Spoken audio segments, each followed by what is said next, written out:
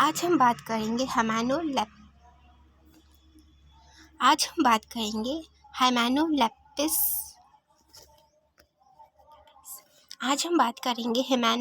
नाना और वेम्पायरोलेपिस नाना के बारे में।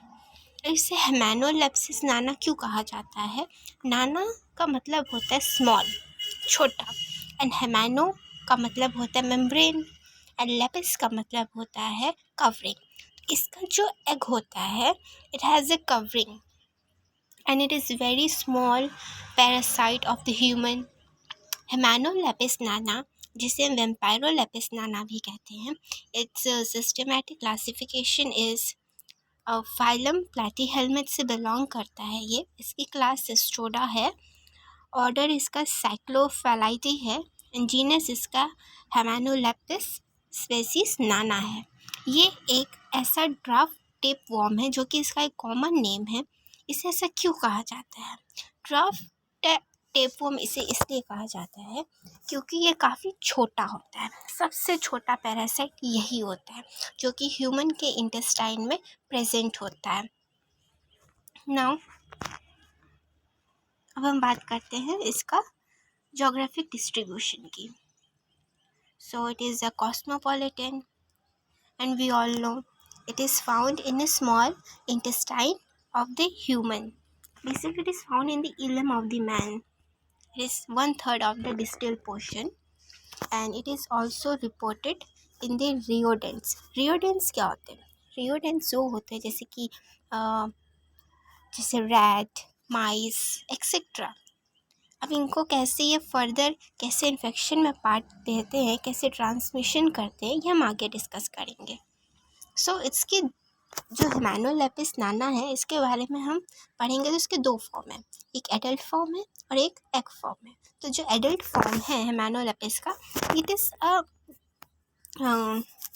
स्मॉल थ्रेड लाइक पैरासाइट, बहुत ही पतला होता है, धागे जैसा होता है कुछ। इसका जो लेंथ होती है 1 से 4 सेंटीमीटर ही होती है, और काफ़ी बहुत थिकनेस इसकी जो डायमीटर होती है वो 1 mm होती है। और यह हम सबको पता है ये कहाँ पाया जाता है, स्मॉल इंटेस्टाइन में पाया जाता है। इसके आगे की अगर हम बात करें तो हम बात करेंगे स्कॉलेक्स की, जो कि एडल्ट का ही पार्ट है। अभी हम एग पे नहीं आए हैं। सो स्कॉलेक्स जो होता है वो ग्लोबुलर होता है। अगर हम बात करें तो सबसे मेन इम्पॉर्टेंट और कैरेक्टरिस्टिक्स क्या है इसका हेमानोलेपिस का, तो वो है उसके 4 सकर्स। इसमें 4 सकर्स प्रेजेंट होते हैं, और इसमें सबसे इंटरेस्टिंग बात ये है कि there is a present of hooklets around the rostellum, जो कि अबाउट 20 to 30 होते हैं। इसकी जो नेक होती है वो लॉन्ग होती है और नैरो होती है than the scolex. Okay, so we come to the proglottids. Okay, अगर हम प्रोग्लोटिड्स की बात करें तो आगे जब हम डायग्राम देखेंगे तो उसमें दिखाया गया है कि प्रोग्लोटिड्स कैसे दिखते हैं, प्रोग्लोटिड्स का क्या काम है, ये एक्स्ट्रा शॉर्ट क्वेश्चन में भी पूछा जाता है। जो प्रोग्लोटिड्स होते हैं हेमानोलेपिस के, वो कम से कम 200 अप्रॉक्स पाए जाते हैं, जिनके अंदर एग्स का फॉर्मेशन होता है। अगर हम मेच्योर सेगमेंट की बात करें तो इनकी लेंथ जो होती है, तो ये नंबर्स में ज़्यादा होते हैं, तो इनके नंबर में लेंथ की बात करें तो 0.3 mm लेंथ में होते हैं, और इनकी विड्थ 0.9 mm होती है। और सबसे इम्पॉर्टेंट बात ये है कि जो हेमानोलेपिस होता है उसके पास 3 टेस्टिस होते हैं, 2 ovaries are present. Now we come to egg which is the very most important part. अभी हमने स्टार्टिंग में क्या डिस्कस किया था कि ये हेमानोलेपिस नाना है। इसे लेपिस और हेमानो क्यों नाम रखा गया? हेमानो मीन्स होती कवरिंग, और लेपिस का मतलब होता है मेम्ब्रेन, और नाना मीन्स छोटा। इसके पास एक कवरिंग होती है। अब वो कवरिंग क्या है तो हम डिस्कस करते हैं।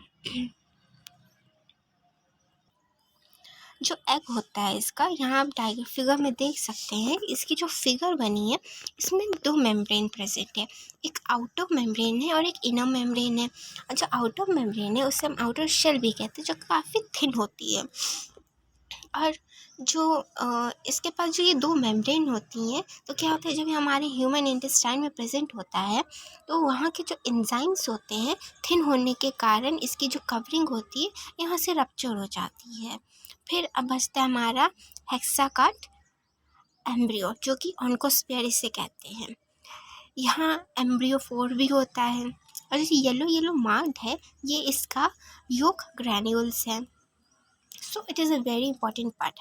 अब जो इनर वन होती है, इनर मेम्ब्रेन होती है, इट हैज़ अ ऑन्कोस्फेयर, जिसके पास 3 पेयर्स ऑफ लेंसलेट शेप हुकलेट्स होते हैं। आप हुकलेट्स डायग्राम में देख सकते हैं, कितना क्लियरली डायग्राम में बताया हुआ है। It has a rostellum with the hooks, कितने थे 20 to 30। कितने इसमें सकर्स है, 4 suckers are present. Neck is there, और यहाँ पे अभी ये स्टार्टिंग का फेज है, तो इमेच्योर प्रोक्लोटिड्स है। Now we come to the proglottids जो हमने बताए थे। इसके पास सबसे इम्पॉर्टेंट चीज़ है वाइटिलाइन ग्लैंड, जो कि शॉर्ट क्वेश्चन में अक्सर बीएससी में पूछा जाता है।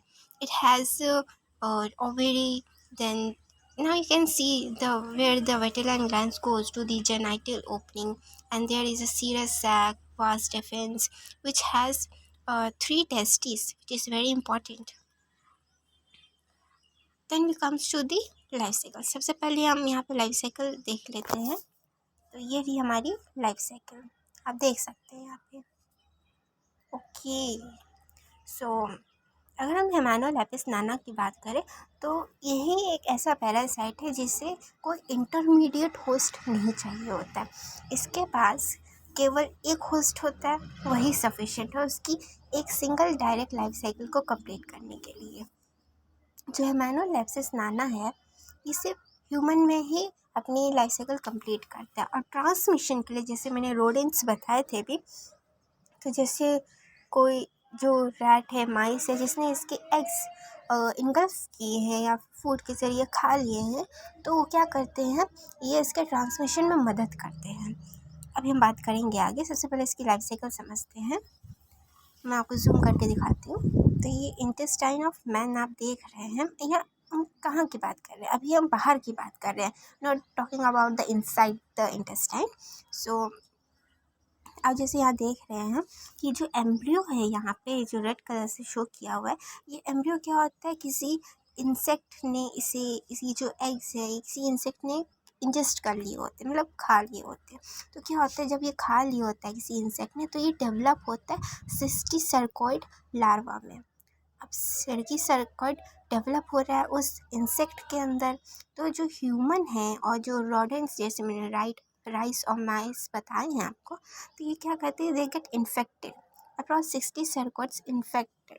ओके, सो अब हम अगर इम्पॉर्टेंट बात देखें तो जो इसका जो एम्ब्रियो होता है, जो एम्ब्रियोनेटेड एग होता है, वो अगर ह्यूमन ने इसे खा लिया, किसी भी थ्रू हो सकता है, जैसे वो एग्स बाय मिस्टेक किसी इंसेक्ट के ज़रिए किसी फूड पे आ गए, किसी वाटर में आ गए, या हाथ से आ गए, या गलती से मुंह से चले गए हमारे, तो ये जो इसका एम्ब्रियोनेटिक एग है वो हमारे अंदर जाता है, वो माउथ से इसोफेगस होते हुए इंटेस्टाइन तक पहुंच जाता है। अब हम इंटेस्टाइन के अंदर अगर हम बात करें तो आप देख सकते हैं, बहुत शॉर्ट में बताया है यहाँ पे, ये ऑटो इन्फेक्शन बहुत इंपॉर्टेंट है, हर बार पूछा जाने वाला क्वेश्चन बनता है यहाँ से।